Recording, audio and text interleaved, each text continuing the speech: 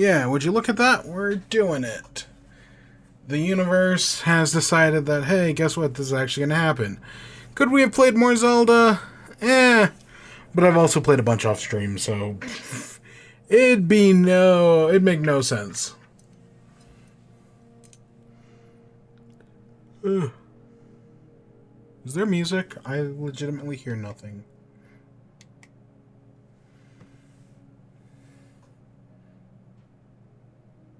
I'm also surprised at how long this is taking.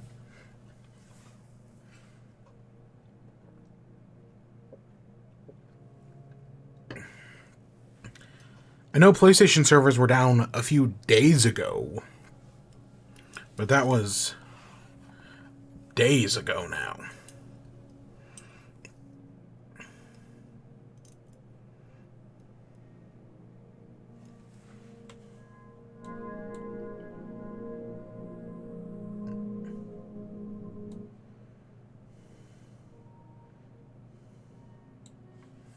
Okay,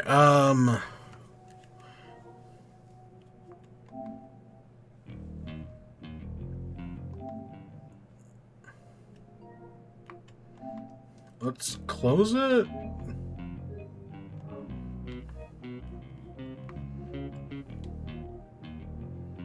Uh, Not delete.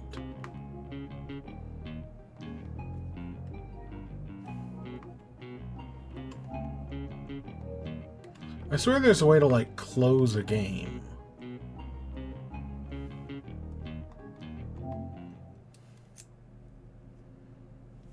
Of course, we're already off to a bad start. I guess I should split that into the intro at some point.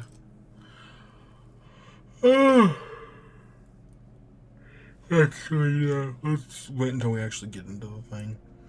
Because if I have to abandon this and go back to, Thingy, I will.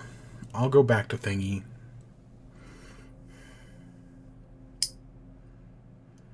Alright, give me a second.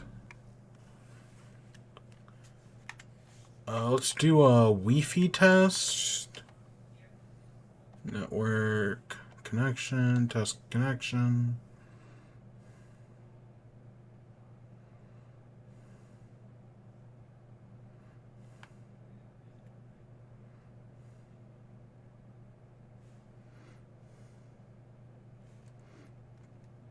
Come on.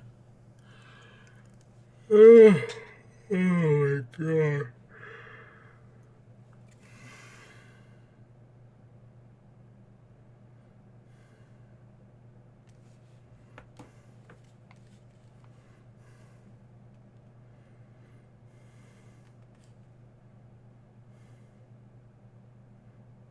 Okay, we've got something.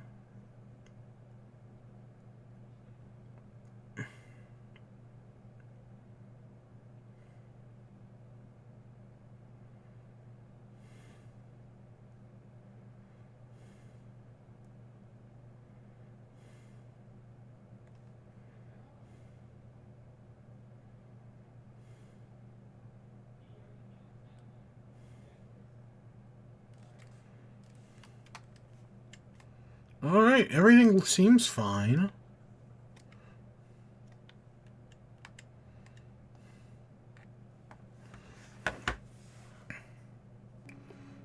I guess we'll try one more time. And if not, I'll just give up.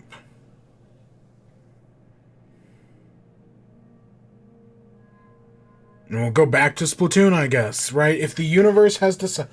Even though I've played this game, like, multiple times in the past, like, month.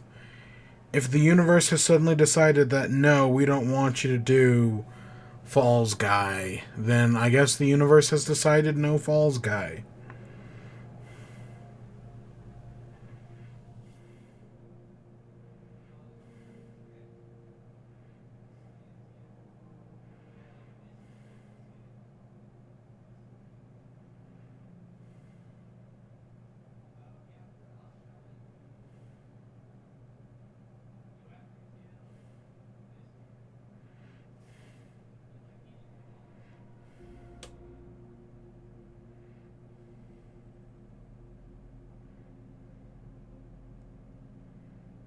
That is interesting.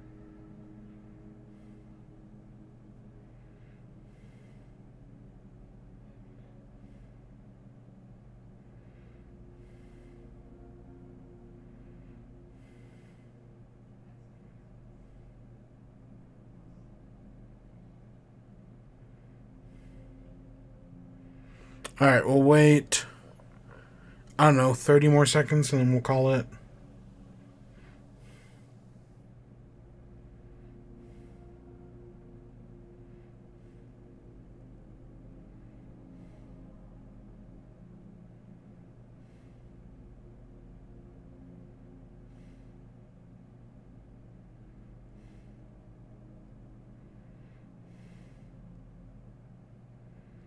Alright, I'm calling it.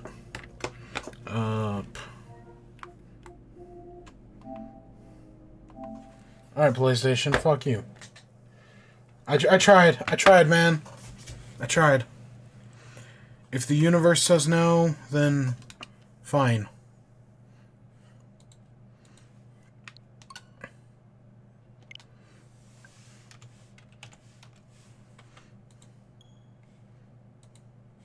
I swear to Glob if this doesn't work either. You know, because I've been saying for weeks that we're going to do it. I even booted up the game to be like, oh, do I have to sign into anything? You know, it's been a while. They've added some new achievements, and I was able to get one of those. I thought everything was going to be fine. Universe. Oh my god. I mean, that's the most interesting thing happening on the stream tonight. Because, I'll tell you right now, there is no news tonight. Like, I prowled through the message boards, aka, like, Wario64 and Jason Schreier's Twitter accounts, and I got nothing. So, yeah, well, okay, there's, like, a little nothing, but yeah, there's nothing. And then, there's just a bit of Wii news. And then after that, I do have some WIBE stuff. Of course, Echoes of Wisdom. But, you know, I got some other things as well. We got a book to talk about. We don't talk about books all that often. So we got that. Echoes of Wisdom. A few other things. Yeah. I think that's it. Oh no, if this show lasts longer than an hour, you know I fucked up. Oh god. I guess let's just get into it. So, no news. Yeah, there's nothing. I mean, there's a few small stories. David A. Soliani over at Ubisoft, well, former Ubisoft employee, director of Mario plus Rabbids Kingdom Battle and its sequel, Sparks of Hope, is now forming a new studio. It's him, one of the people who worked on the original Red Dead Redemption, and a few other former leads at Ubisoft Milan who also worked on Mario plus Rabbids. They have gone, right, they left Ubisoft a few weeks ago. That was a story we kind of briefly talked about. And, well, we've got some more information, and we now know that they have started their own studio. And you know what? Good for them. Good for them. David S. Soliani is one of the few good people at Ubisoft who, you know, when all the allegations about what a shitty company Ubisoft was came out, his name was, like, one of the only, right, of, like, some of the major, like, studio leads and whatnot, his name was one of the only ones not in it. Which is actually kind of surprising, giving out all the fucked up things that happened at Ubisoft. So, like, seeing him go off and start his own studio... they have announced that, right, they have funding for their next project. It's going to be a brand new IP, and they're getting it, and they're going to start work on it immediately. I hope they make something great. I want to say Microsoft might be helping fund them. At least that might have given them a little money to, like, invest on. Not that they're going to be making an Xbox exclusive or anything, but, you know, from this, if I remember the story correctly, someone helped. Right, they got a few investors. So yeah, that's the one story. You know, I hope they make something great. Whatever it is, you know, we'll be here to check it out when they do. Because, yeah, you know, Mario Plus Rabbids was a good game. And so I hope that whatever they do next, you know, I hope they pull off something fantastic. I hope they lean more into that style, like an animated style, than going... I hope they're making a good, fun, single-player game, and not some sort of multiplayer cacophony bullshit. I mean, again, it's people who worked on Red Dead and Mario Plus Rabbids. So those are two good single-player games. So that's you know, that's good leaning. But I swear to God, if they're making a hero shooter, or just a live service game, that's gonna fucking suck. But no, I don't think they are. I think they're gonna make something great. A nice, good, single-player indie game. And it should be a lot of fun.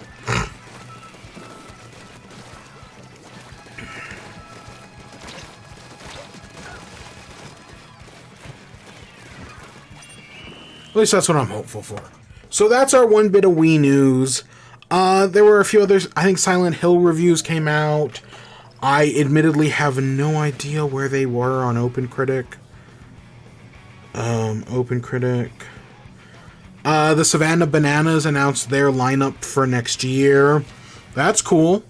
You know, they're coming to a bunch of cities, and they're getting, like, new, like, headliner shows. So, like, the Party Animals will be playing, the Firemen will be playing, whatever the Texas one's called. Texas Tailgaters. So, yeah, you know, that might be fun. Yeah, Silent Hill 2's sitting at an 87. I don't know. I've heard... there's a few people who I'm waiting to hear about Silent Hill 2 on, who might have already put out something, but I don't think so. Where it's like, yeah, these people, you know, they've talked about Silent Hill 2 as, like, one of the best games of all time. So I'm waiting to hear their thoughts on the remake, to be like, yeah, I know, does this hold up? As someone who's never played Silent Hill 2, will this be a good experience, or is the modern version just shit? Because that's totally possible.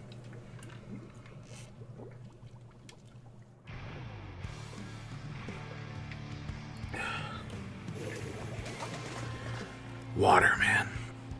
Anything else from this week? Politics. I mean, there was the vice presidential debate. It was really boring, honestly. I mean, you know, both candidates had their flubs and their dumb moments. J.D. Vance crying like a baby when they fact-checked him was pretty funny. But, yeah, no, it was...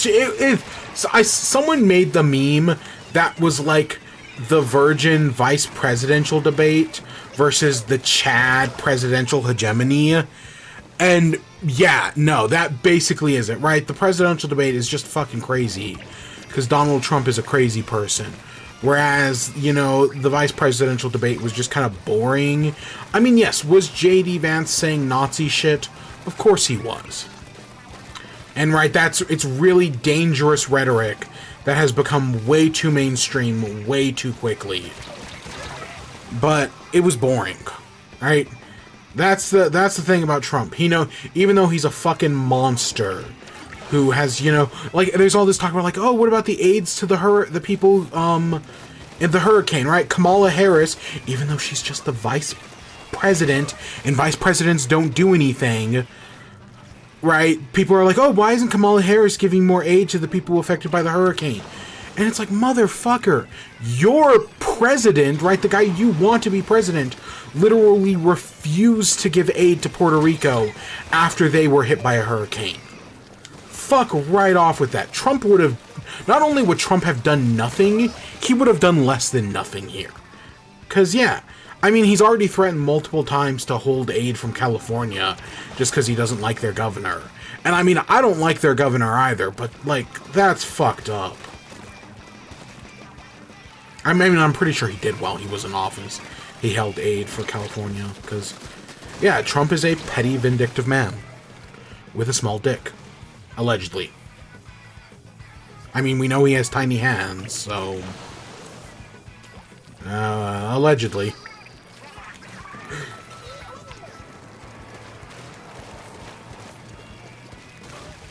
You know what we do know for sure? he has small rallies. He did another rally recently, and yeah, it was so small. There were so few people, and you see all those videos of crowds just leaving in Exodus because they're so bored.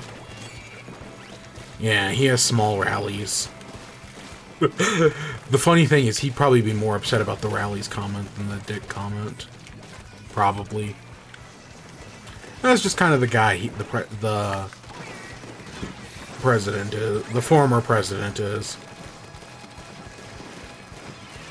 So yeah, that's politics.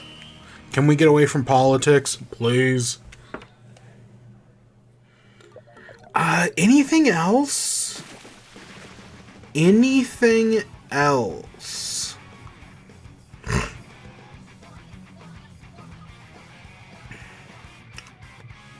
I'm trying really hard to think here. Any other gaming news? I guess Pal World, the developer's Pocket Pair. Pal World is now available in Japan. Even though, you know, the lawsuit's still a thing, I guess it's available in Japan. Was it Crafton, the PUBG developer? I guess helped working on a mobile version or something like that. That was another news story that came out. I don't know all the details, but something's going on there. I know we got some stuff on Hi-Fi Rush 2. I cannot remember exactly what the details were, but I know we got some new stuff on that. And that's literally all I can think about. That's all the stories I got. Oh, did Tony Hawk tease a new Pro Skater game? Tony Hawk might have teased a new Pro Skater game. Not that anything's official yet, and it might not be a while. I mean, Skate's gonna be a while. But yeah, I think Tony Hawk teased like a new Pro Skater game or something like that. I don't know, he's now a grandfather, so, yeah. Yeah, his grandkid has the coolest name in the world, as people have pointed out. I don't exactly remember what it is, but it is pretty sick.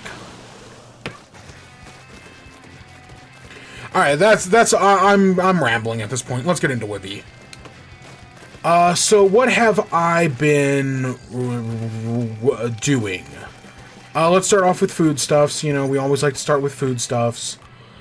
I tried the new Whataburger burger. Whataburger has like a new bacon jalapeno. It's basically a jalapeno, like if you've ever had a jalapeno popper, where it's like stuffed with like cream cheese or cheese, you know, depending on the place. And right, it's jalapenos and it's deep fried. It's basically that minus the deep fried aspect, because I've seen places do a jalapeno popper burger. I'm pretty sure Carl's Jr. / Hardee's does a jalapeno popper burger. So that's definitely something I've seen before. I know that exists. But basically that's what it's like. There's like a jalapeno cream cheese. There's jalapenos on it. And other than that, it's just it's a double burger. It's got bacon on it. And yeah, it's not half bad. It's not very spicy at all. Like, definitely, I've had Carl's Jr. burgers that are way spicier than this. I've probably had Whataburger burgers that are spicier than this. So yeah, it's not too spicy. Does it remind me of a jalapeno popper? I mean, yes, but it's not like an overbearing flavor or anything. Does cream cheese on a burger? I think it's like a cream cheese style type of filling. Does that work on a burger? Yeah, no, it works fine. It feels like something you'd get on like roll for sandwich, like a jalapeno cream cheese, and you're like when you roll 17 or something like that. So I mean, like, it's not that bad. I've definitely had worse things on a burger. So yeah, I wasn't like blown away by it, but I didn't hate it either. It was a perfectly serviceable burger. So there was that.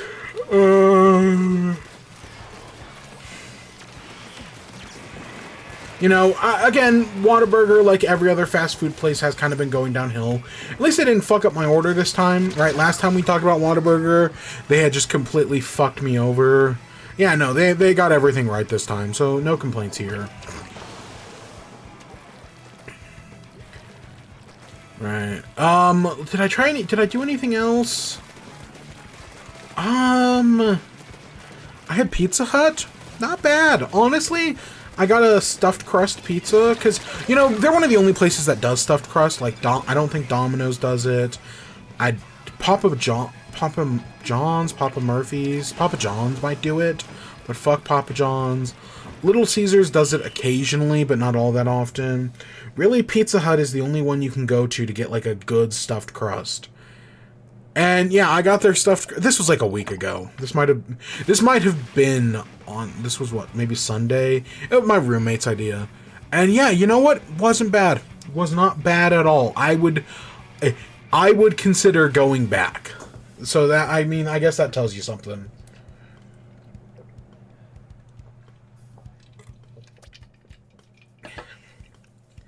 And yeah, I literally think that's it. I feel like there's a third thing that I should be talking about, but I legitimately cannot think of it. I don't think there was a dessert thing. I know next week there's the Krabby Patty from Wendy's. It's just a Dave single with a special sauce. Oh wow, that's gonna be so cool. I agree with what everyone else is saying about it, that it should have at least had a sesame seed bun. Like that, because, you know, the Krabby Patty has a sesame seed bun. Like, it's that little bit of detail, right? Doing that and then just putting the toppings in the correct order are those little bits of detail that go a long way. Like, at least if McDonald's had done it, they would have at least gotten that right. Because, you know, they use sesame seed buns.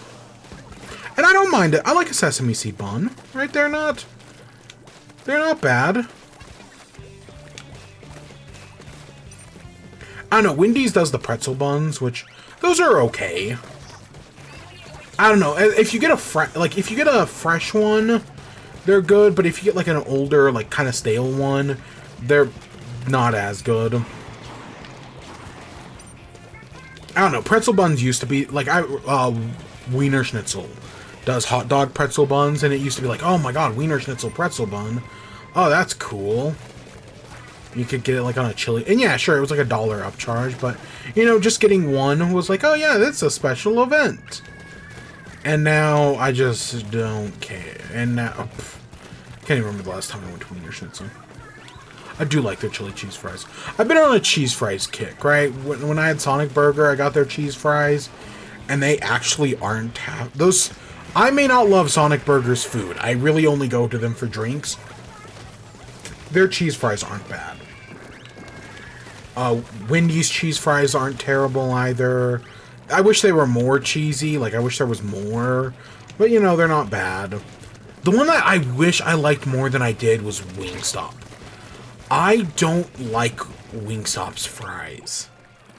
And I think the reason why I don't like Wingstop's fries is because when I make fries at home, they taste exactly the same. And that's what, right, when you can make something at home that's as good as, like, anywhere else, or potentially even better, that kind of, like McDonald's is shit, but I know they're shit, and I accept that, and I can embrace that, whereas, like, as a cook myself, I know I'm garbage, so when places like Wingstop or Five Guys make fries that are very similar to the ones I would make at home, that just kind of makes me like their stuff less, because, you know, I'm a shitty chef, and if that's what they're doing, like, it makes me a little bit more hesitant. Like, at least, the one thing, I like their Wingstop seasoning, but it doesn't save it for me. Like, I wish I liked their seasoning more than I actually did. Like, I like it, but I don't love it, and that kind of sucks. Because I want to love it. So yeah, Wingstop has never really impressed me, if I'm just being honest. But I know they have a cheese fry. And then yeah, I'm sure there's something else. Something else that I'm not thinking of. Yeah, I can't think of any other place. But yeah, Sonic's isn't bad. Because, yeah, we talked about that witch slush. I know we did. I liked it. I like it. I would say I'd get it again, but I actually did get it again. So, yeah. But I like, man, that's just one of those things. Like, I'd thrive in Utah, right? Utah's has big soda culture there, and I could live that up. Like, I'm not a big alcohol guy, so, right, if giving up alcohol to go big into soda, I could do that. That's a small price, at least for me personally.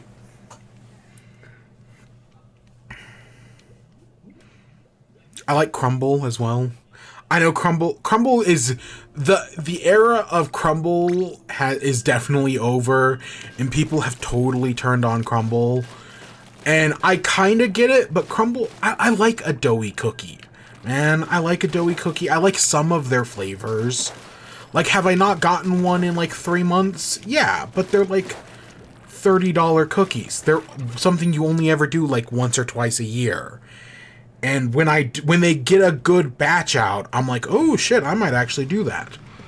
Like, because I still get their like recommendations because I'll be honest, I do check them every week just to kind of see like, hey, what do they have this week? Because if they have a good enough selection, I'll go. And like this week they have a brownie, a peanut butter cookie, and I can't remember if there was like, see, the thing is, I think for me to go, I'd have to, of the 6 cookies they offer, I'd have to be down for at least 4 of them.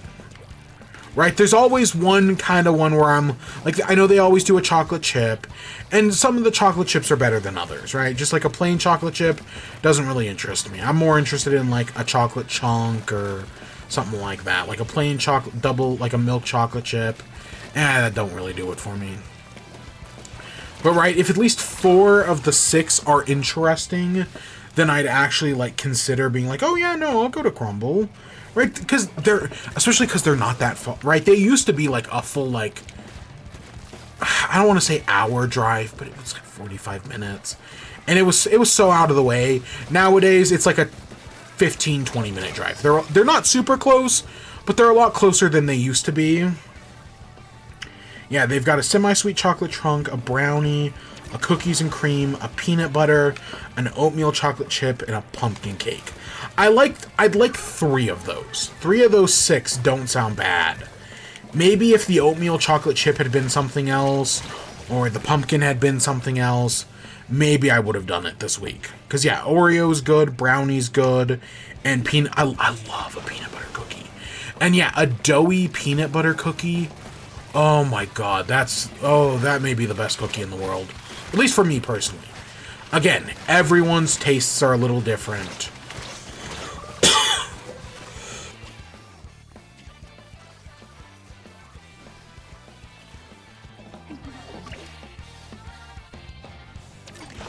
Okay, give me a second, I died there.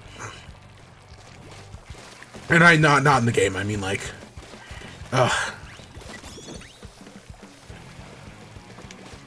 So yeah, I don't know, but I don't mind.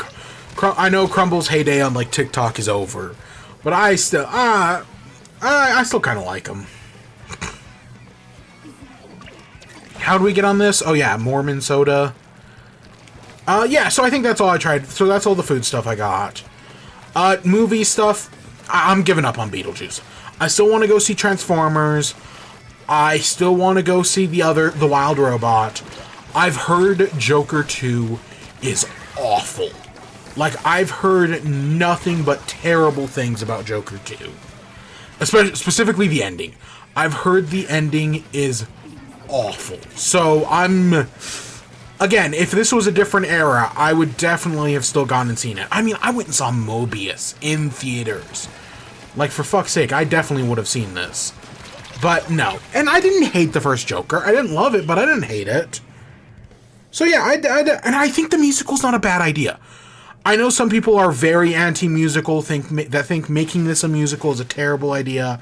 I completely disagree with that. I think making it a musical makes it way more interesting to me. Like, if they had just done Joker 1 again, I would have been like, been there, done that, that's boring.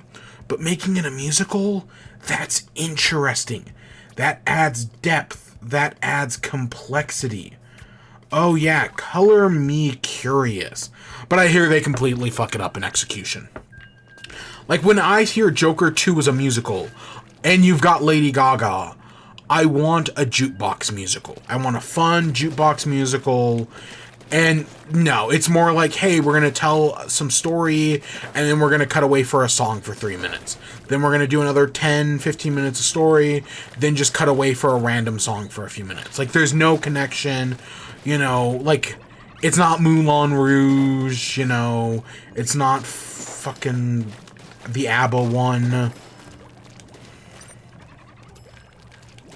So no, I don't know. But I want to get around to seeing Transformers, man. I've been pushing it off. It's just hard for me to get to movies. That's really what it comes down to. Same thing with TV shows. I know people are still talking about Agatha. There was another thing. I know that Penguin show came out, and yeah. I'll get around to it. We'll do all of that. I don't know. Is Agatha 6 episodes? I think we're 4 in. We'll get around to it all, and I'll just do it all in one day. So yeah, that's that. The one thing we do have to talk about is books, right? I mentioned at the start we have a book thing to talk about. So let's talk about the book thing, shall we?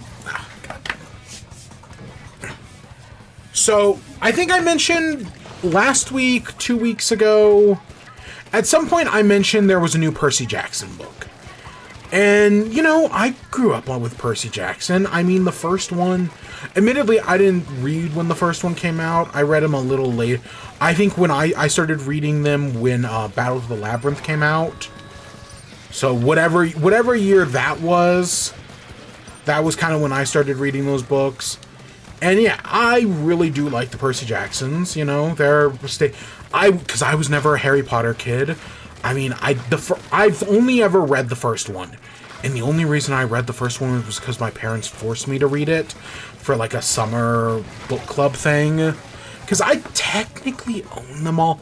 My grandfather, maybe? I don't know. Someone in my family bought them and, you know, gave them to my parents. And now, right, my parents have always had all the books. But we were never interested right, me and my brothers. And one of the big reasons was my cousin was a big fan of them.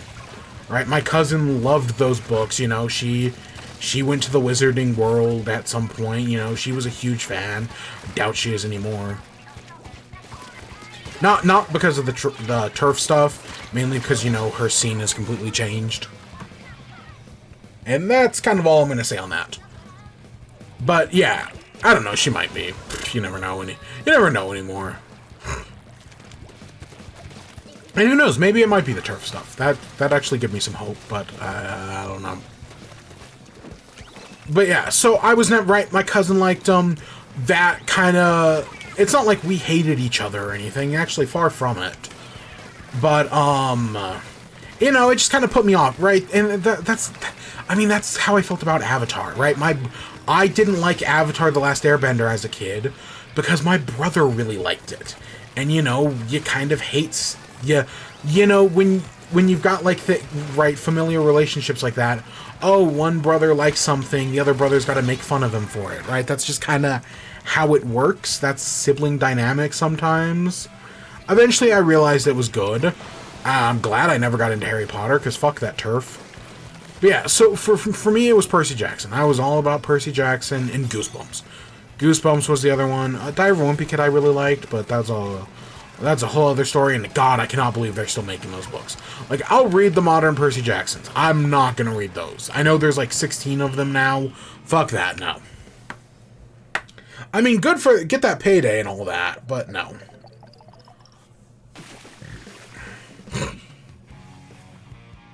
So yeah, Percy Jackson. So, right, I've read the original 5. I read the... what's the second one called? What's the second series called? Heroes of Olympus? I think that sounds right in my head. You know, the one with Jason, Piper, Leo, all those. I've read that series. I started Trials of Apollo. I read the first 2. And I just don't like Lester Papadopoulos. What can I say? Apollo annoys the crap out of me. I don't really care for Meg either. I like, you know, it's good seeing Percy and Leo again and whatnot. But the rest of the book kind of drive me crazy. And so by the time, you know, I got to Burning Maze, I was just done. And we talked about that on stream. We talked about all those books on stream. But last year they released Chalice of the Gods. And I read that, and so we sat, at the time, I'm pretty sure we talked about this on the stream. I liked Chalice of the Gods. Because, you know, classy Percy, Grover, Annabeth adventure, you know, kind of going back to its roots after all these other things. It's a very small series, right? If the original 5 books are Naruto, right? Heroes of Olympus are... I don't want to go so far as to say they're Boruto, because I do like Heroes of Olympus, at least mostly. Right, Trials of Apollo is my Boruto. Maybe that's the better way to put it, because that's the ultimate problem with doing sequel series, is you kind of always gotta up the stakes, right? You always gotta make the story bigger. You always gotta up the stakes, and most of the time it doesn't work, right? Like, there are exceptions, Lord of the Rings most famously. But, right, for the most part, doing sequels that up the stakes doesn't really work out. And, like, that's one of the things that try with the third Percy Jackson, with Trials of Apollo, is they're doing the thing like, oh yeah, you know, the villains from the first 2 books? Turns out they're just small potatoes. Because these villains, the Triumvirate, they're the real villains. Like, they were controlling the villains in the first 2 books. And it's like, fuck off with that. I don't want that. Stupid Boruto-ass motherfuckers. We're talking Percy Jackson. So yeah, that did not appeal. Trials of Apollo did not appeal to me. But Chalice of the Gods, instead of being like this higher stakes sequel, you know, where it's this next big Percy Jackson adventure, it's smaller scale. It's just like, hey, you know, we're never going to leave Manhattan. The entire book takes place in... Or we're never going to leave... Let's say we're never going to leave New York. We're never going to leave New York. Yeah, you know, we got to go on we got a main quest to find the Chalice of the Gods. And there's a few smaller quests along the way, you know. We got to go help out Iris. We got to go help out Hebe. You know, do their side quests. But for the most part, it's a lot smaller of a book. It's all about Percy trying to get into college. And I think they're perfectly fine books. They're nothing special, but they're perfectly fine. Is it a book that needed to exist? Like, did we really need to know about Percy's college application letter adventure? No, we didn't. But it's a book that was made, so I read it, and yeah, it was fine. So that leads us right... So that book came out a year ago. And basically, the idea, as far as I can tell, is to get a new one out every year. Right, there's only going to be 3 of them this time. Hopefully he sticks to there only being 3 of them. And so, right, the first one was Chalice of the Gods. The second one is Wrath of the Triple-Headed Goddess. I don't know how much I feel about the name. I kind of... I don't know, I kind of, like, I know how now, right, because they're helping out Hecate. And Hecate, right, goddess of magic, goddess of crossroads, and she is depicted as, you know, a triple-headed goddess. Both in having 3 heads, and in the way you see it on the book's cover, where it's, you know, the horse, the dog, and I cannot for the life of me remember what the third one is. Maybe it's a lion. Right, like, I've seen those interpretations before. That's nothing new. But yeah, I just kind of, I don't know, should it be called the House of Hecate? Would that be better? Have they already done they did the House of Hades, so I guess that's why they couldn't call it that.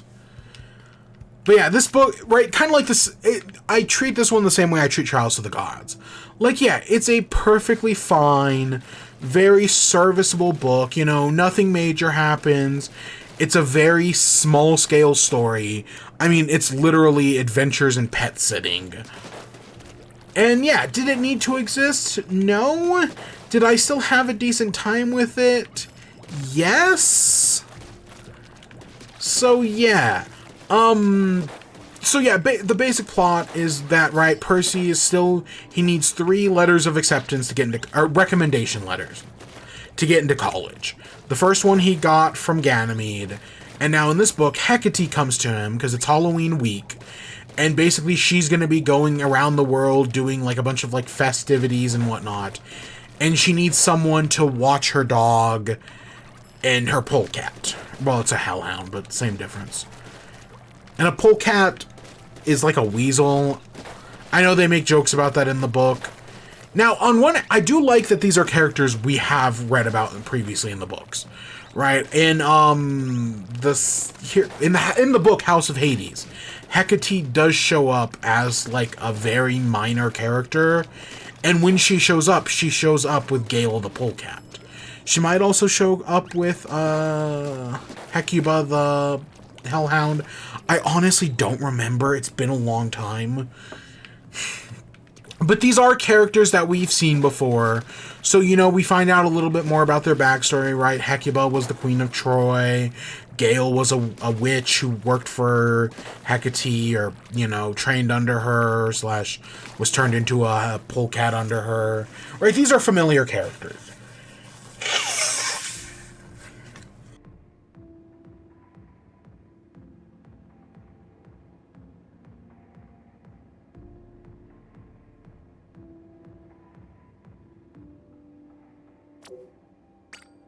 I didn't even realize we didn't have the timer running.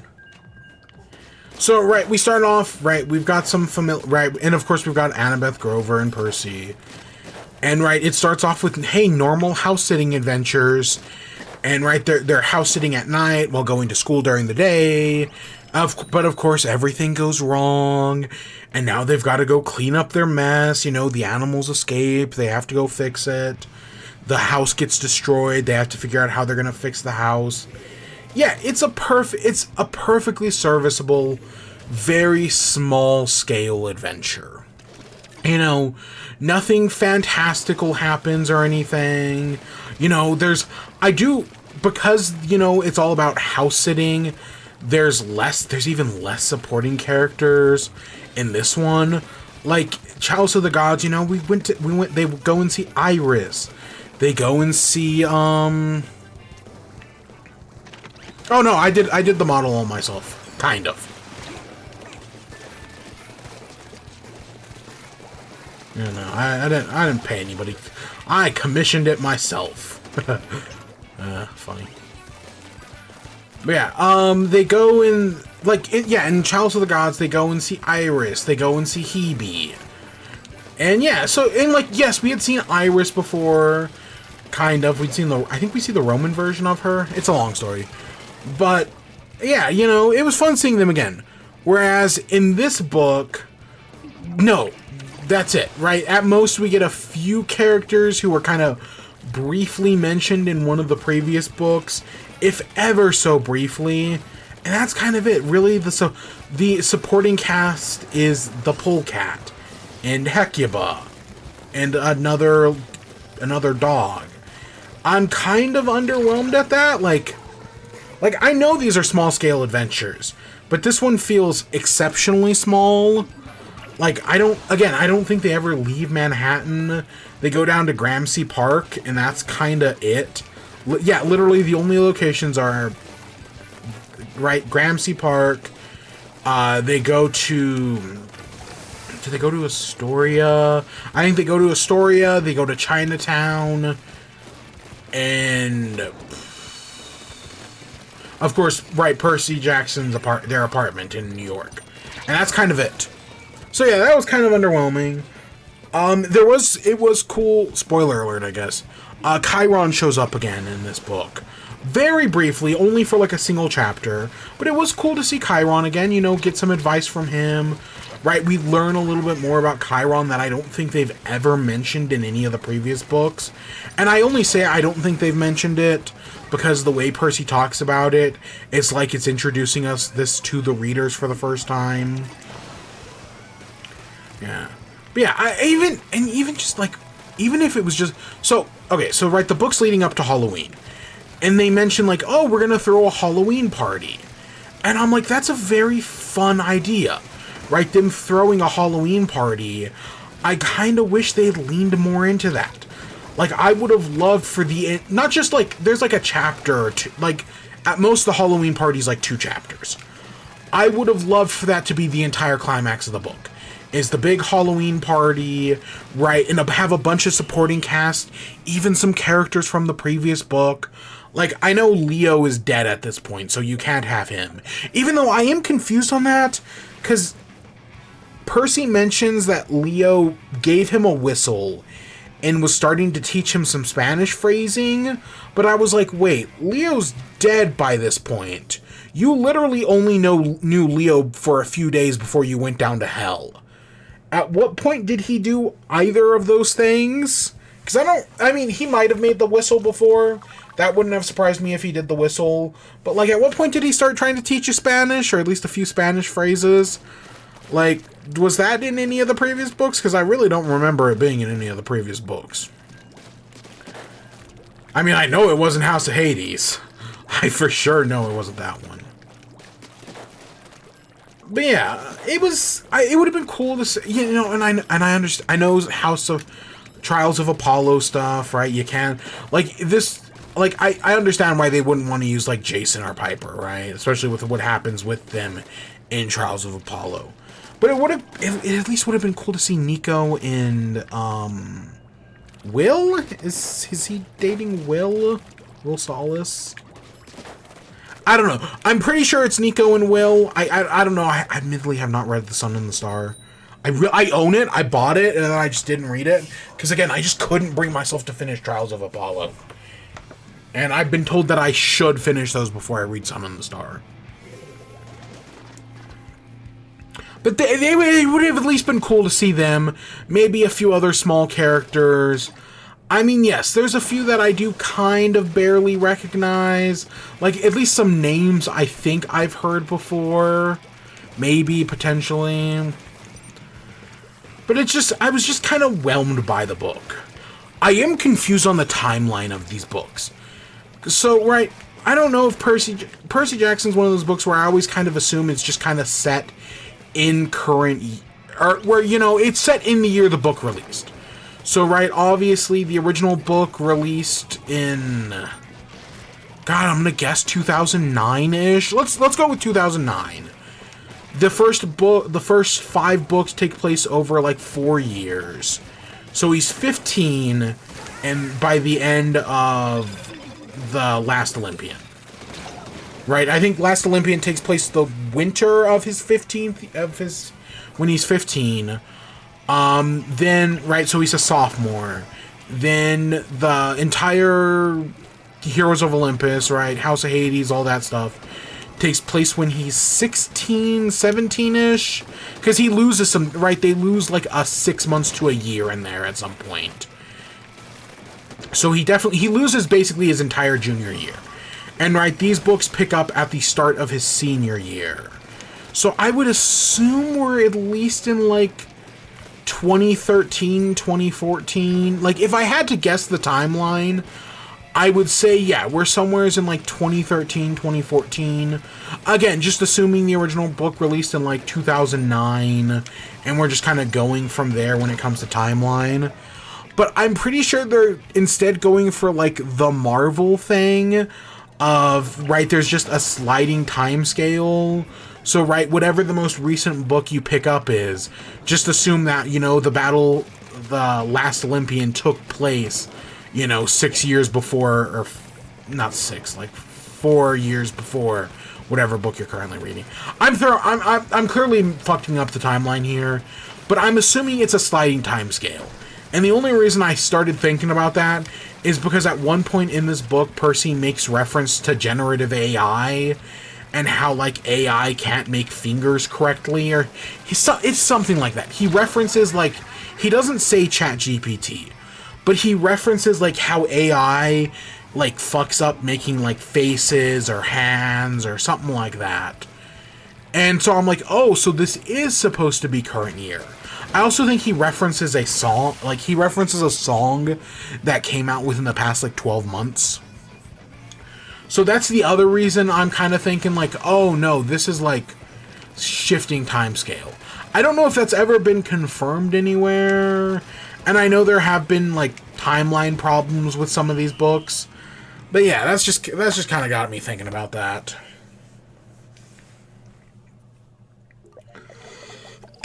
So yeah, I'm, you know, if you like Percy Jackson, I know there was this big thing on Twitter where, like, some college professor was like, you know, back in the day when I used to ask people what their favorite book was, they'd say, like, Jane Eyre, or, Catcher in the Rye, you know, Great Gatsby, traditional stuff like that.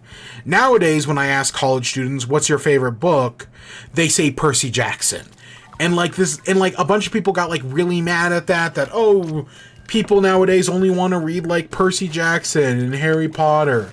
What happened to growing up and reading adult books? And it's, the first thing was like, hey, motherfucker, you asked for their favorite book, not the best book they've ever read. Because I think those are two very different things, right? Like, I like the Percy Jackson books. They're not the best books I've ever read. Are they a lot better than they get credit for? Like, yeah, are they, you know, young adult books that deal with, like, class struggles and, you know, arrogance and, other words I can't think of off the top of my head because I'm so fucking tired. You know, family struggles, stuff like that. Right, yes, do these books, and, like, they deal with these mature themes in mature ways. Right, like, the previous one, Chalice of the Gods, dealt with mortality. And, right, what does it mean to grow up and grow old? And, like, that was interesting. Like, are they the most nuanced takes on the topic? No. But I think they do a good job for what they are, right? Because they're about, right, instead of just perpetuating the systems of oppression, they're about changing them. And that's good lessons for kids. I don't know, I saw some video on TikTok, God, it might have been Danny Mata, being like, oh yeah, you know, I mentioned that I was talking to my family, and I was like, oh yeah, there's a Bluey episode about a miscarriage. And the kid and my niece was like, yep, you want to see it? And just knew exactly what we were talking about and pulled up the episode. And it's like, yeah, because kids can handle these mature themes and they don't get enough credit. And that's what makes Rick Riordan so popular. Is that he, you know, gave kids the credit they rightfully deserve, that they can handle these mature themes and mature ideas. Oh. Ah, shit. I have no idea what I got on tape there or not. Yeah, no, I'm always impressed with some of the stuff Riordan does. But that's regardless. Yeah, did this book need to exist? No. Am I glad I read it? Yeah, sure. I mean, there are much bigger things I could be wasting my time on. There are also better books I could have been enjoying. If you didn't see the tell-all book on Elon Musk and Twitter came out, it's called Character Limit.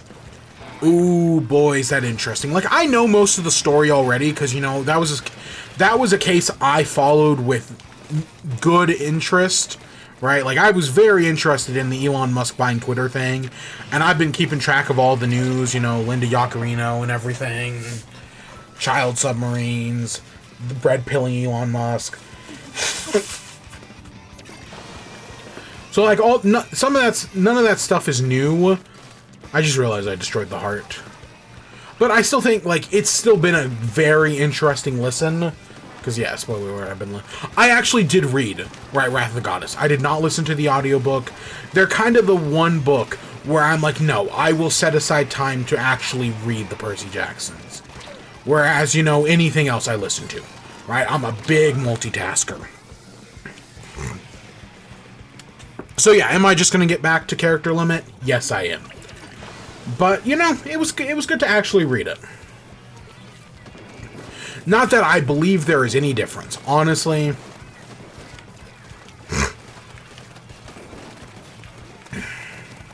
And I could be reading much worse stuff. AKA, fucking Fourth Wing. Man, those books... I'm so glad we're getting the Iron Flame review from, Crimson Rogue. Like, those books are garbage, but I kind of love them. So, I'm so glad that exists. Oh god, we're going in circles at this point. Video games. Let's talk video game stuff. I played some Mario Party. Not the new one, of course. I did not get invited to one of those previews to play Jamboree. I mean, fucking look at me. But I did play some Mario Party Superstars. I've been in a Mario Party mood recently. Like, I've been watching some videos on YouTube. Who exactly have I been watching? No idea. But I know I watched, Chilled Chaos, obviously, but I'm sure there's others. Ray, maybe? I don't know. I've been watching some Mario Party stuff on YouTube, and then I sat down and played some Superstars. Played 2 games, one in the forest board, not the first forest board. What's the one on the island board, right? The Yoshi's Fruit Island board. I can't remember what it's actually called, and one in Spaceland. So I played 2 games of Superstars. The game on the islands, super tight, right? It was basically us trading back and forth, and literally the only reason I was ahead, so it was 3. There were 3 of us playing, and the only reason I was staying ahead was because of, the CPU was just picking on the other guy, right? The other guy who I was up against, the CPU kept getting Bowser and getting those, curse dice, and then it would never give a curse dice to me. It would give him to the other guy. And that was literally the only thing keeping me ahead. But I barely squeaked out the win at the very end. Cause yeah, he stole stars from me. It wasn't that I was lucky. It was that he was unlucky. And he came after me. Oh my god, he got so annoyed, the guy who I was playing against. But, it worked out in the end for me. Then, the second game, we did Spaceland. And that one went so much better. The dice were on my side. And I think I ended that game with 5 stars. I got multiple stars. I bought a golden pipe that was, I used that to get the 5th star in the final round. I got none of the bonus. Literally everybody got a bonus star but me. But yeah, Spaceland went very well. One person was they were so unlucky. They got hit by the laser. The dice wasn't coming up on their side. When it comes to Mario Party, I'm very much an agent of chaos. I believe in chance time, right? If you're doing chance time, I believe in doing it completely random. I know some people can, time it out to get exactly what they need. I think that's so boring. I think chance time is way more fun when you're, turned around, not looking at the screen. I think battle minigame, right, doing, battle mini-games and whatnot, that's kind of what you gotta aim for. I think that's what gives Mario Party... That's what makes it interesting. That's the spice of Mario Party, is the randomness and the chaos. But yeah, really, that second game, the game in Spaceland, just was not very chaotic. It was a very simple, very straightforward game. We never got chance, because chance time's blocked behind the doors in that one, where you need the keys to enter. And I don't even know if we got a single key the entire game. I don't think a single key door opened. But yeah, no, I dominated in it. And then, but even still, even though I was dominating, so it was, again, there were 3 of us. I had 5 stars. The other person had 3. And then the third person had nothing, right? No stars. Right, they got hit by Bowser's laser, which cost them all their money. I don't remember if the CPU had a star. The CPU might have had a star, and I think it got stolen. Or maybe I stole it. If I'm being completely honest, I might have stolen it from the CPU. But right, it was 5-3 to... I think it was 2 zeros. And then it comes to bonus stars. I want to say the CPU got the first bonus. No. The guy who was at 3 stars got the bonus star. I remember that. And then the second bonus star, everybody but me got.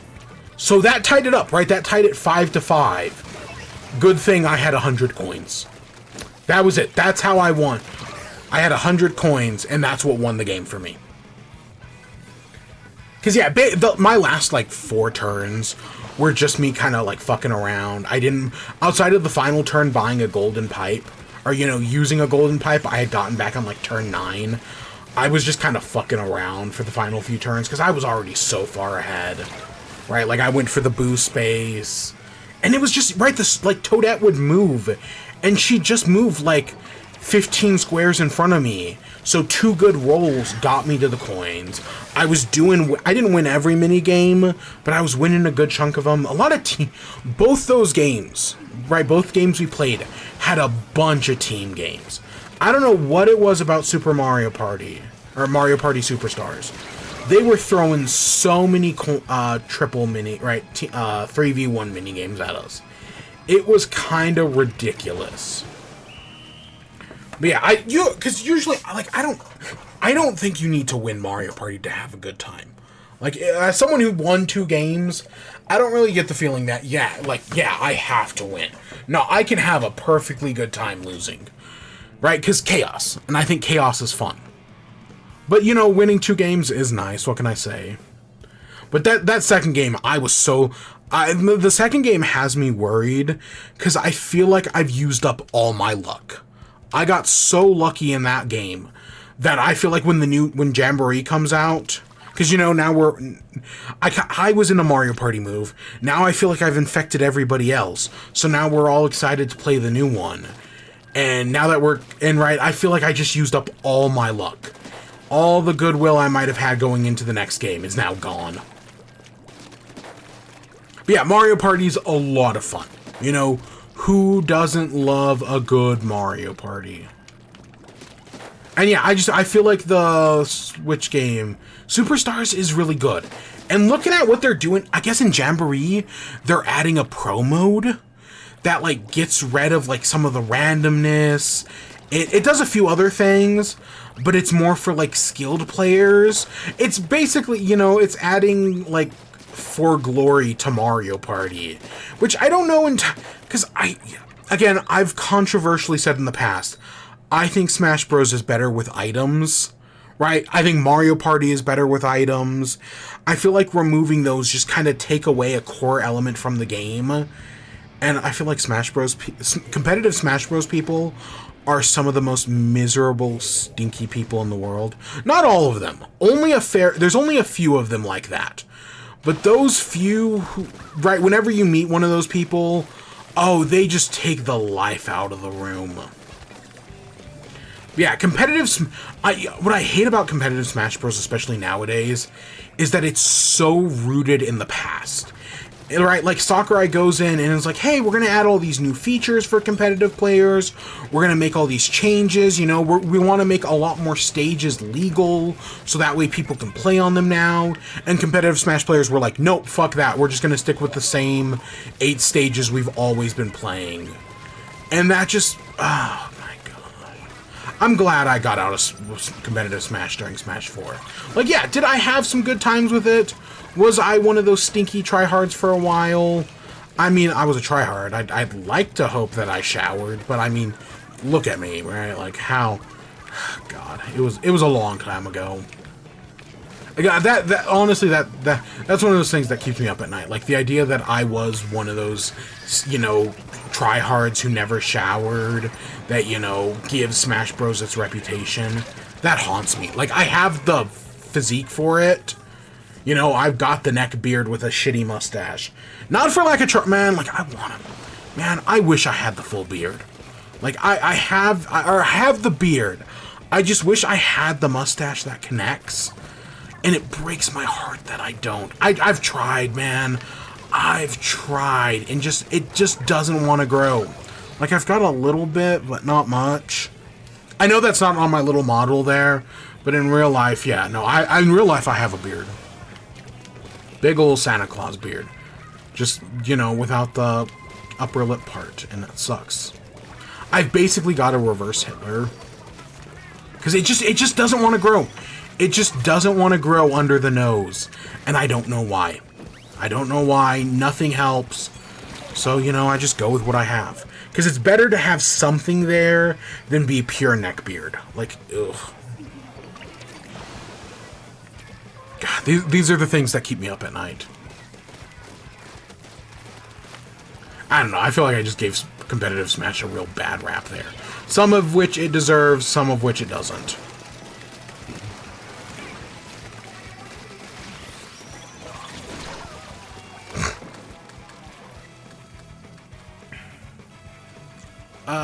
We were talking Mario Party. Yeah. The other game I've been playing is Echoes of Wisdom. So I've been playing, right? We did the first dungeon on stream. I had a good time, and since then, right, that was really all I had planned to do on stream. So since then, I've been working off stream. I went into the Gerudo Desert, did that dungeon, you know, did that entire area. I thought it was a pretty decent area. You know, the desert was interesting. I saw the one kind of plot twist coming from a mile away, but that's fine. After that, I guess spoiler alert, you know, I guess, yeah, full spoiler alert here, sure. After that, oh, boom, full spoiler alert. After that, I went up to the Zora area, and I saw, again, another plot twist I saw coming, but I thought was really interesting, is, so basically, Ganon, right, can use, when he sucks people into the still world, he can make echoes of people, and it's like, okay, right, one of the opening things in the game is, right, the king and lefty and righty get sucked into the portal, and then echoes of them come out that are evil. So it's like, okay, that's something that's established very early on. And then in the desert area, right, the Gerudo Queen, her second in command, right, like her assistant, that's happened to her, right? Her assistant has been replaced and is an evil echo. I saw that twist coming from a mile away. And then in the Zora area, right, it's so far, right, it's only people and monsters. So when you get there and there's all this talk that Jabu Jabu, right, Lord Jabu Jabu, has been acting weird. I was like, has he been replaced? Because I joked last week about us going inside Jabu Jabu, and I was like, oh shit, has Jabu Jabu been replaced? Like, is the dungeon gonna be us going into the still world and then going inside of his stomach? Like, I joked about that, but I was like, oh, wow, is that really going to happen? And yeah, sure enough, Lord Jabu Jabu has been replaced, and he is his Echo, the Echo, like, evil version of him, is a boss fight. I think that's a very fun idea. I really liked that. The boss fight's nothing too complicated. I think you just, like, blow him up a few times. But that was fine. And so I did that, and then after that, and then that's as far as I'm going to say. I have done a few things after that. We'll talk about one of them real quick. But for the most part, I want to avoid spoilers after that, because those are just the opening introductory dungeons. I will say, my biggest problem with Echoes of Wisdom so far has been the dungeon design. I feel like the dungeon design is... So, in Zelda dungeon design, there are 3 modes of thought. There are 3 types of dungeons. There are puzzle box dungeons, lock and key dungeons, and gauntlets.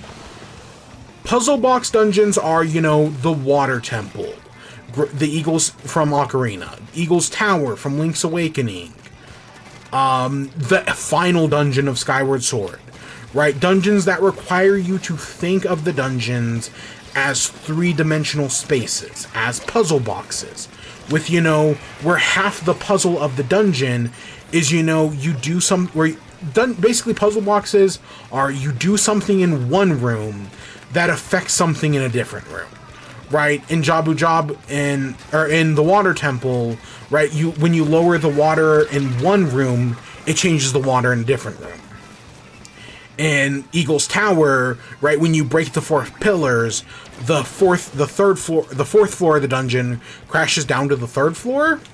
So, right, it makes changes, right? You have to think and you have to move an iron ball through the dungeon, and right, where you leave the iron ball at one point, right, you have to then find another way to pick it up. It's thinking about the dungeon as a 3-dimensional space. So all of that's good. Of course, Skyview Temple in Skyward Sword is crazy, right? Where literally you are inside of like a puzzle and you literally have to shift the rooms to be able to get the 3 pieces of the Triforce. Crazy dungeon, maybe one of the best dungeons in the series. Like I love that dungeon so much. So that's that dungeon. Lock and key dungeons, the second type, right? They have a series of locks and a series of keys. And right, you may get like, you'll find 2 locked doors, but you'll only have one key. So right, lock and key dungeons require you to make choices of like, oh, well, do I want to go to the left or do I want to go to the right? And right, you have to live with the consequences of your actions, right? Maybe when you go to the left, you'll find, some sort of door you can't get past because like maybe you find like a river you can't cross because you need a hook shot, but you find another key. So that way you go back, you do some backtracking, you go to the right, and then on the right you find a hook shot. Right? Like, they require some bit of backtracking. There are locks and there are keys, right? And sometimes they'll give you multiple keys and only one door. Sometimes they'll give you one door with multiple one door with multiple keys with one door, multiple doors, one key, right? They give you choices. But, for the most part, they're pretty straightforward. These are, I think, of a lot of Link to the Past, right? A lot of Link to the Past and Link Between World dungeons work like this. And right, the boss items basically work as like a key, kind of like how, again, Metroidvanias are based off Zelda games, right? So like, oh, well, I can't get across this moat of lava, but hey, I can get the ice rod, and that allows me to make an ice block to cross. So that's the kind of idea, right? That's a lock and key style dungeon. And then finally, Gauntlet. Gauntlet dungeons are straight lines to get you from enemy encounter to enemy encounter until, you eventually beat up all the guys. Usually there's some basic puzzles, some stuff you have to get around. But basically Gauntlet is, right, every one key for one door, and you're just trying to get to the end of the dungeon, right? And you have to fight some hard enemies along the way. They're very basic, very straightforward dungeon design. But, right, they might have some other challenges, right? Puzzles, enemy gauntlets, right? That's why they're called Gauntlet-style dungeons, right? I think the most famous Gauntlet dungeon is the Shadow Temple from Ocarina of Time. At least that's the first one I think of.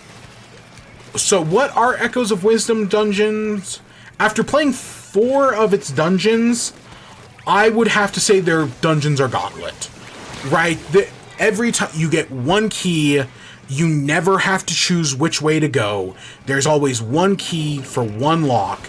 But instead of fighting enemies, you're solving puzzles. There are, of course, a few exceptions here and there, right? Where it's like, oh, maybe you'll have, like in the water dungeon, for example. You enter the dungeon, and instead of being, hey, there's one lock, one key, you instead have 2 directions you can go. You can either go left or you can go right. But at the end, it's not really much of a choice, because you literally have to go back to that main room multiple times. You'll always have to go left or right. I really don't feel like it's that big of a difference. Because kind of like Breath of the Wild. So Breath of the Wild's dungeons, while they are puzzle box, they do kind of have to take into account that the player can, use their Ultra Hand, use their bomb abilities to kind of go places and do things. They have to take that stuff into account. And as a result, Breath of the Wild dungeons are less interesting. I'd still say they're more puzzle box than they are Gauntlet. But, they definitely have limitations in them. And so I guess Echoes of Wisdom kind of does that same thing. Where, oh, well, we can enter this room with a puzzle that has the player climb. And while sure, there might be a solution to get this player to climb things, at the end of the day, they can just summon a bunch of beds and, jump over the obstacle. And I feel like that's a problem the designers have come across. Of course, they do find some interesting solutions sometimes. So the 4th dungeon I did was the ice dungeon, right? If you go up into the mountains, there's an ice dungeon, which so far has been the most, I'll forgive the first, right? The first dungeon in most Zelda games is, right, lock and key Gauntlet, right? Very simple, very straightforward, not too much complexity. I can forgive the first dungeon. But when the 2nd and 3rd dungeons are basically the exact same thing, I feel pretty underwhelmed. So the 4th dungeon is all about fire and ice, right? You have these crystals, and when you put the crystals either have an ice symbol on them or a fire symbol on them. And when you put them on the pedestal, they do admittedly affect other rooms, right? Like, oh, I put the crystal on in this room, that turns it to fire, that melts all the ice. and then I can go do stuff in that room, or I can go back and put the ice crystal on, and now that freezes all the water, you know, it does stuff like that. They do actually get some interesting puzzles out of that. Like, there are some good ideas. I like at the end where it actually kind of like starts giving you some choices, where it's like, oh yeah, here you can go, right, instead of just like giving you the boss key, you actually have like the choice. Hey, you can go left or you can go right here, and you kind of gotta, you basically have to do this multi-room puzzle where you have to turn on and off the fire. And I was like, okay, that's kind of interesting. And another thing is, so because I did this area before I ever went to the fire area, I had no fire, right? The only way I could light fires was with the Litwick chew that they give you at the beginning of the game, right? There's like one of the Zols, they're called Zols. One of the Zols you get has like a fire on it. I think it's called an Igneozol. So you get that, and that was kind of, it was either that or summoning a torch. Those were like the two ways I could light fires. And then halfway through the dungeon, they give you a fire bat enemy. And it's like, okay, well now I've got this fire bat enemy. That now becomes a key that I can use to open new areas. Like, that makes a more complicated puzzle. That was real interesting, right? And like, they use that, like, at least, again, you can always just use the Igneozol, but at least they try to do something interesting there. Because I think that's a good, right, the Desert Temple does something very similar, where it's got like statues. And right, to open the final door in the dungeon, you need to figure out which two statues open the door. And like, trying to use echoes as keys, I think is a good idea. But again, if a player had in theory done Elden Volcano before they did the ice area, they probably already have all the fire enemies, right? I'm going to be really interested to see if the fire area has some ice enemies in it. That, because I did the ice area first, I already have. So that's something I'm going to, have to figure out, because I haven't done the fire area. But that's kind of my thoughts on the whole thing, is that the dungeons are just kind of, like, they have some interesting ideas, but overall, they just kind of feel underwhelming. Like, the ice dungeon's been the most interesting one so far, but it's not that interesting, really. The water temple was so fucking straightforward and so underwhelming. But yeah, I'm having a good time with the game. It just, I don't know, when you're going back to these two, it's like, hey, we're going back to 2D Zelda and 2D Zelda dungeon design. I don't need every dungeon to be the puzzle box, right? I don't need every dungeon to be Eagle's Tower. But I want the game to give me 2 locked doors and only 1 key. And so far, that hasn't happened, right? I feel like I've never had to make a choice, at least on a scale like that. Like, so far, all my choices have been like, go left, go right. Right? Oh, yeah, of course, right, no matter what, you'd have to go back to the left. But, having some sort of restriction there, where I have to solve a puzzle on the left to be able to go back to the right for any number of reasons, would be interesting. I thought, so in the first dungeon, you get Link's sword. And then in the second dungeon, you get Link's bow. And I was like, okay, that's cool. So that must mean I thought they were, because I mentioned the game reminds me of Link Between Worlds. And it still does remind me of Link Between Worlds, but the one thing I thought it was doing was like, okay, instead of like, after you do the first dungeon, the game doesn't completely open up. And I thought like, oh, maybe the reason the game doesn't open up completely is because it wants the player to have the sword, the bombs, and the bow. So you do the first dungeon, you get the sword. You do the second dungeon, you get the bow. And I was like, okay, so in the third dungeon, we're going to get the bombs. No, you don't get the bombs in the third dungeon. I don't know if you get the bombs at all. I mean, maybe they'll come up later, but I was convinced, like, because, like, that's mode of, like, exploration, right? That gives you, like, a reason to, want to do these dungeons in these orders to get these items. But no, actually, right now, there's, like, getting the bow is useful. There's no reason to go to the Zora dungeon first because, right, you don't get bombs in there. Or maybe you do and I just completely missed it, right? It's completely optional. which I don't think it is because the game wouldn't do something like that.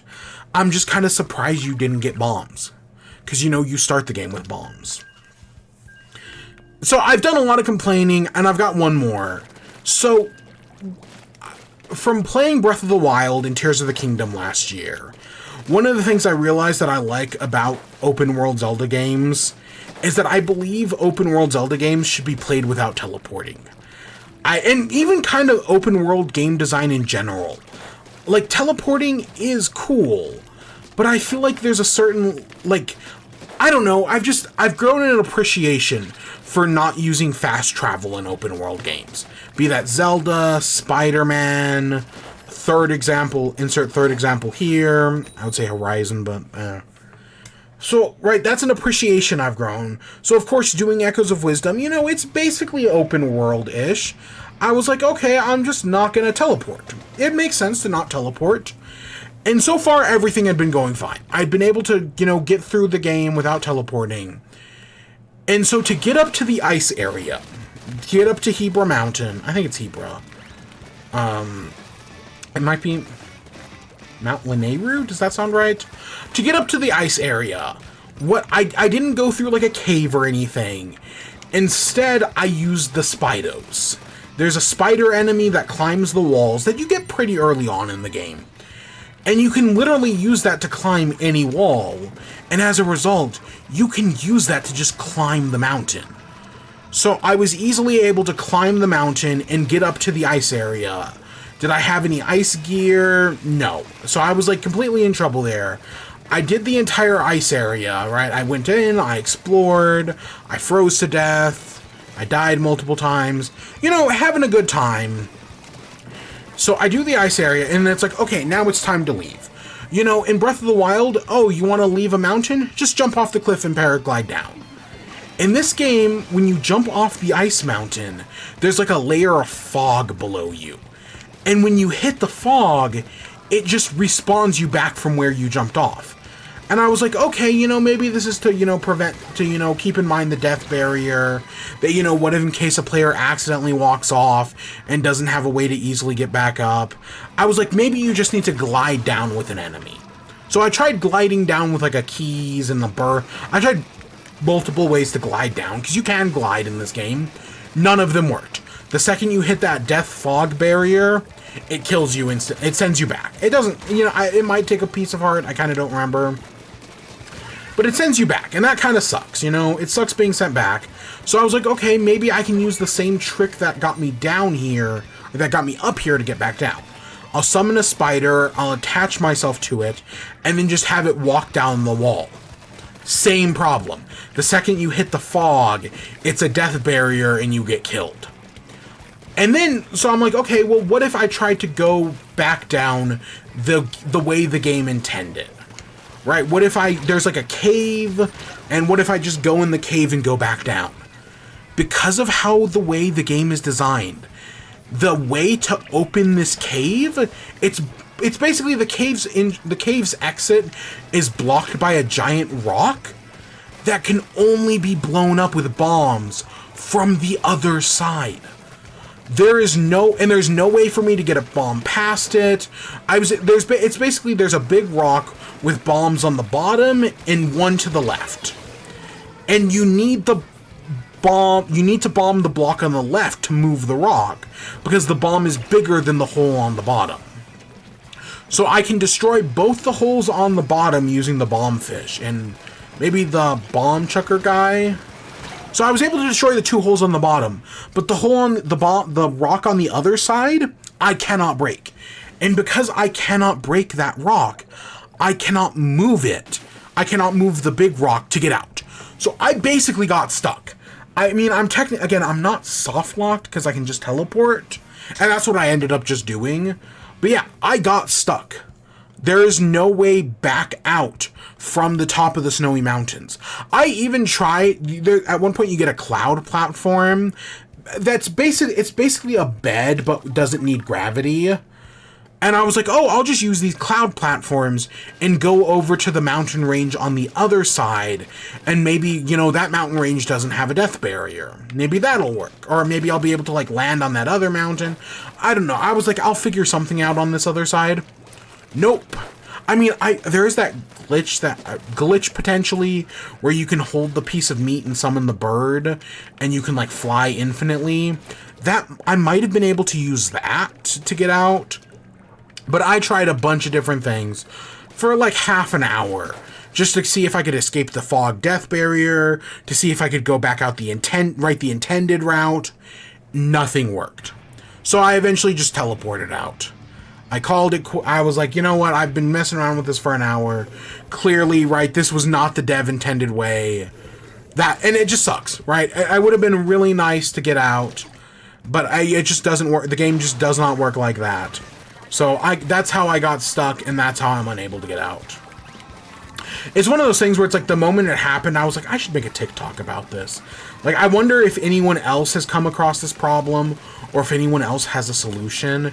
And I might still, because that was literally the last thing I did yesterday, was I messed around trying to get off that mountain. So I was like, you know, maybe I should do that. But it's just been a pain in the ass.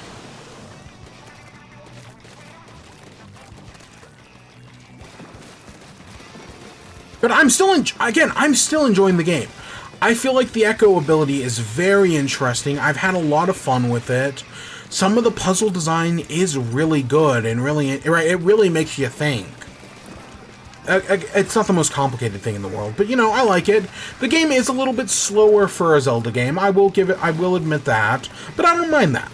I don't mind a Zelda game being a little slower, especially one that's more puzzle focused. Right, you know, like your Oracle of Ages, I think was the puzzle one. That sounds right in my head. But yeah, no, it's a good game. It's a good Zelda game. Is it as good as like Breath of the Wild or Tears of the Kingdom? No. Is it as good as like Link Between Worlds? Also no. Because yeah, no, the map is this is our third time visiting the Hyrule from Link to the Past. Because yeah, no, there are certain, you know, after I mentioned in the last stream how this is the Swamp Temple. Yeah, no, since then there are certain features where I'm like, this is literally just this thing from Link to the Past, right? All the you know, that area to the right side of the map with all the rocks, that's in this game, right? I think something akin to the graveyards in this game. Link's house isn't there. There's no like house where Link's house is. But, you know, that's fine. It would have been a neat detail. Or even if it had just been like an item shop to reference Ravio, that would have been fun. I really like Link Between Worlds. I like Link to Between Worlds better than I do Link to the Past. I'm pretty sure that's a controversial take, but it is one I will stand by. I know Link Between Worlds also has its own dungeon problems, right, because in that game, right, you get key items outside of the dungeon, and outside of, like, the Sand Temple, there's no real progression in dungeons. I know that's a problem. I still really like Link Between Worlds. I really do. But no, I'm, hopefully within the next, like, week, I beat Echoes of Wisdom. It's one of those things where it's like, I want to take my sweet time on, but I also do, I'm having a good time with it, and I do want to beat it. Am I going to do every side quest in the game? No. Like, I started doing the side quest to find there's a fake guard, right, a guard echo, and I started doing that one. The plot is real interesting, right, without actually getting into anything. Some things I was not expecting until, like, the end of the game, or at least farther than we are, have happened, and it's been really interesting. Like, I'm very intrigued on where this is going, but, you know, we'll just kind of have to wait and see. I wonder if there's going to be more Link to the Past connections. Hint, hint, wink, wink, maybe. I don't know, it's just a guess. It's just a guess, but it's been real interesting so far.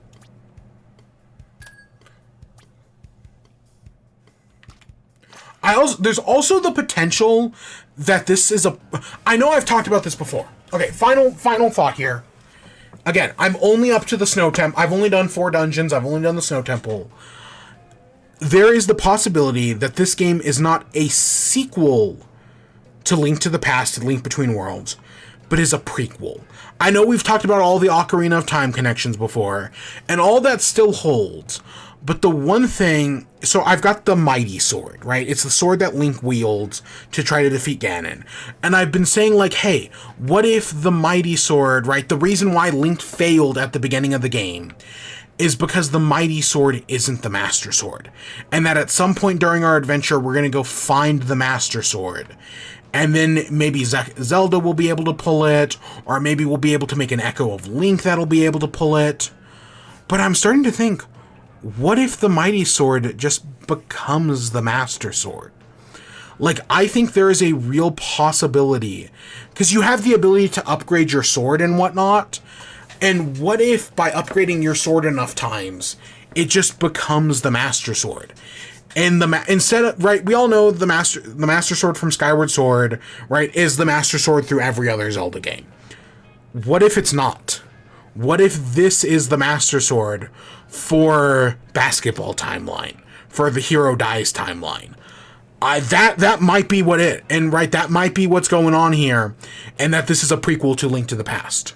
I know Ocarina of Time is a prequel to Link to the Past, but what if there's that connection there? I think that's totally possible. But that's just me hypothesizing. You know, I'm having a good time. So I guess that takes us to our outro. Hey, look, we talked for an hour and a half. Even with no news stories, I can still talk for a fucking hour and a half. I mean, we had an entire book to go through. I still cannot believe Fall Guys didn't work. Man, we'll try again next week, obviously. But that's just kind of that sucks. Because I did want to play it. You know, the last time I checked it out to just make sure, like, it worked, I had a good time with it. Did we have, No, we don't. Okay.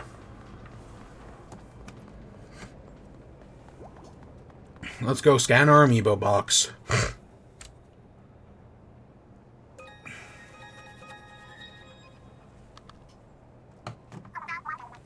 Hey, what's up, Marina? There's the jacket. Oh, because when I did the Pearl one, she gave me the... So she originally gave me the boots, and then when I scanned her for the second time, she gave me both the jacket and the crown at the same time. So I figured Marina would just kind of work the same way. No, she only gave me that one. Still a cool jacket, though. So what's coming up in the future of the stream? I don't know. We'll be back with more Splatoon, Fall Guys, some game that'll keep us interested, you know, maybe Marvel Rivals when it comes out in December, but that's still a ways away. I think the only story that it matters is Headgear. I think we've gotten all the things for the other ones.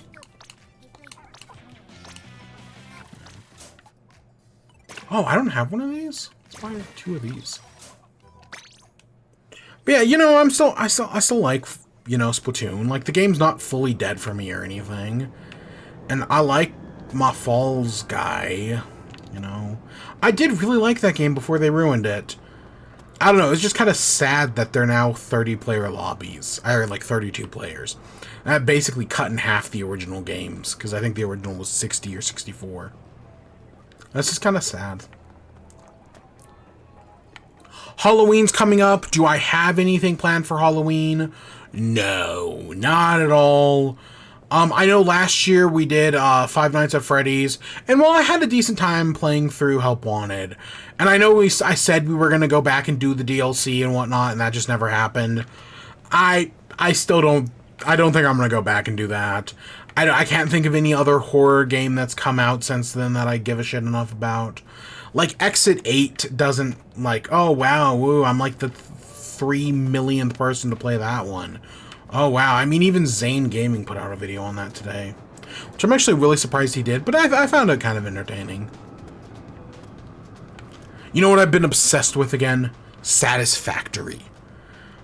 So I have not played So if you remember 2 years ago, it was like a year or two ago now, I was big on wanting to play Satisfactory or Factorio. But I didn't play Factorio because the creator is kind of a piece of shit. Supposedly, allegedly. And I didn't play Satisfactory because I didn't have a computer good enough to run it.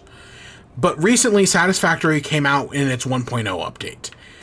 And so I've been getting Satisfactory videos. Let's Game It Out's returned to it for his Satisfactory series. And I hope he makes 100 videos on that. He is so entertaining. And his Satisfactory videos are so good. And his comeback to Satisfactory, right, with the new 1.0 update, that one video, oh my god, that's so good, right? It's every Satisfactory player's nightmare, but man, is it entertaining as heck. Like, yeah, I can't build decent factories to save my life, right? And the few times I've played Factorio, my factories are garbage. But, like, he just takes Spaghetti Factory up to a chaotic degree. And his Tower Factory, so entertaining. And it was also really funny seeing Bits, I think the guy's name was Bits, right? A professional Satisfactory player watch the video and just slowly his brain melt because of how bad it is. And I know it's one of those games that I want to play it, but I don't have a good enough PC. It's not going to come to console anytime soon, if ever. So I don't know if I'll ever play Satisfactory, at least anytime soon. But man, am I in a mood. Yeah, man, do I want to play Satisfactory right now? I don't know, I guess I'll just keep watching streams and just hope that does it for me. Because last time I did, I went off in some crazy things, played Automate Cafe, whatever the game was called. Played that farming game that broke my brain. Man, I'm so excited. Stardew Valley's new update got announced for consoles. I think it's coming out in November. And man, am I so excited for that. It's going to be nice I'm just going to start a new world, new adventure, new wife. And you know what? Hopefully we'll have a good time. That'll be fun. But that's a ways away. And no, I won't be streaming that either. Yeah, I don't think we have anything. I don't think I have anything upcoming. You know, no horror game. Just more Splatoon. You know, just the same old shit we've been doing day in and day out. I mean, what else is new? I mean, we've effectively stagnated. But let's not deal with our mortality right now. So with that, I hope you all enjoyed. Stay tuned for more. Till next time, peace.